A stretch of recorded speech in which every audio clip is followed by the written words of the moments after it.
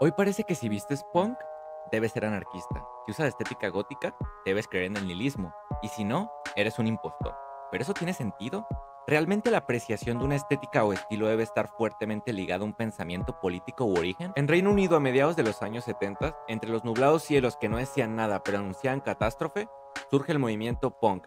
El miedo al futuro fue la mancha en su época, falta de empleos a causa de la recesión y una política que no ofrecería solución. La estética en el punk reflejaba esa precariedad.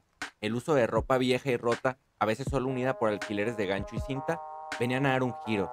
El deseo de pisotear y provocar una sociedad conservadora. Entraba el fetichismo, el cuero y mensajes ofensivos que marcaban el comienzo de una estética, así como una posición política. Indudablemente fue un movimiento artístico completo. Hoy en día el punk y su movimiento anarquista dejaron una huella imborrable en la historia del arte y de la política.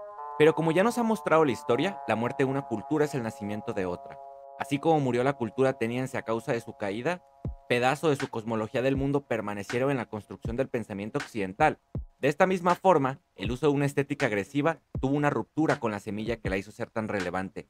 La apreciación, transformada en belleza, ha llegado también a su forma de vestir, y no es algo preocupante. Bienvenido a Low Philosophy Loop, pensar en círculos, escuchar en calma. Culturas han existido muchas a lo largo de la historia de la humanidad. La muerte de una cultura también es la creación de un nuevo significado. Platón y Aristóteles son indudablemente los padres del cristianismo. Su forma de ver el mundo ha muerto en las manos del nacimiento de nuevas formas de ver el mundo. Pero eso no significa que su filosofía no fue la punta de lanza de la historia posterior a ellos.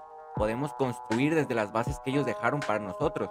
La historia del conocimiento y de las distintas formas de arte existen sobre los hombros de gigantes.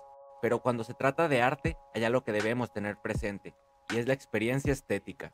Para ser un poco más concretos, hablemos de lo bello. Y para eso necesitamos trazar el camino de cómo se produce. La experiencia de lo bello no se encuentra en un objeto. No es que la flor sea bella. Cuando alejamos el porqué y simplemente contemplamos, podemos experimentar lo bello. La belleza no está en el objeto como una idea perfectamente distinguible, sino como una experiencia. Lo bello es abstracto porque es dejar de lado la pregunta.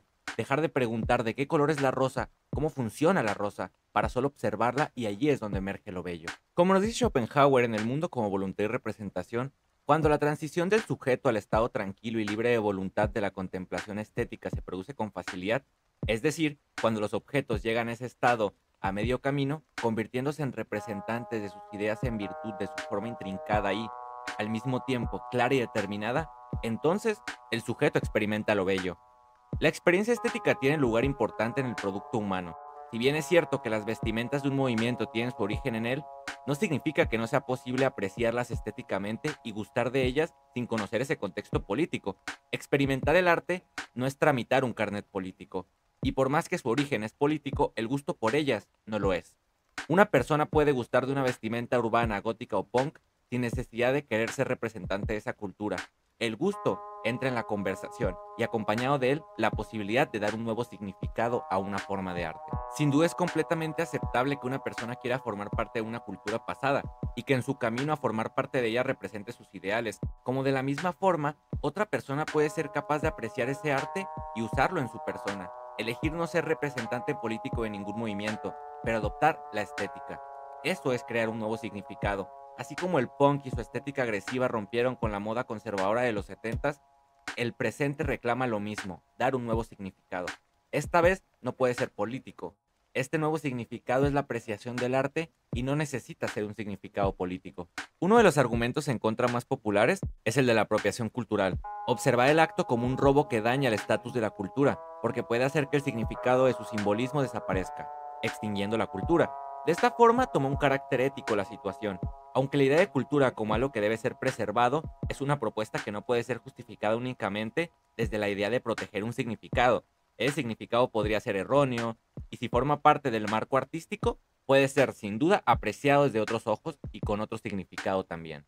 Gustavo Bueno en el mito de la cultura nos dice lo siguiente: la cultura no es un valor supremo que haya de ser preservado en bloque, porque en nombre de la cultura se han legitimado prácticas atroces.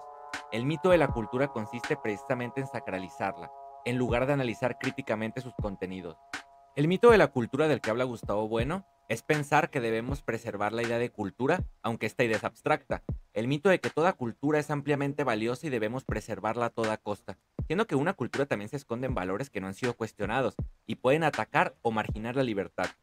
Los elementos restantes de esto, como una pintura, un texto poético o la música, los restantes artísticos, pueden ser rescatados por la apreciación, pero no por la idea general de su propia cultura.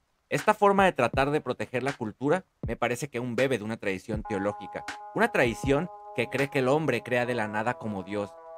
Pero eso no es así. La creación es tomar los elementos que ya existen y darles un nuevo significado, ya sea a través del pensamiento o de la modificación del objeto. Sin duda el video de hoy nos permite observar un poco el papel que juega la apreciación estética a la hora de tomar ciertos elementos que ya pertenecen a una cultura, el proceso creativo de dar un nuevo significado. Esto fue Low Philosophy Loop. Recuerda que siempre es importante tener un momento para pensar en loop y reflexionar con calma.